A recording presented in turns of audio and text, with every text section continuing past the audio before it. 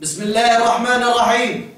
وأعدوا لهم ما استطعتم من قوة ومن رباط الخيل ترهبون به عدو الله وعدوكم. صدق الله العظيم. نحن قيادة لواء رجال الله نناشد الضباط والأفراد في الجيش السوري بالانشقاق والتخلي عن هذا النظام المجرم، وذلك في ساعة الصفر. كما نناشد أهلنا في مدينتي دمشق وحلب للنزول إلى الساحات ومساندة أهلنا في حمص والمدن المحاصرة. عشتم وعاشت سوريا حرة ومستقلة.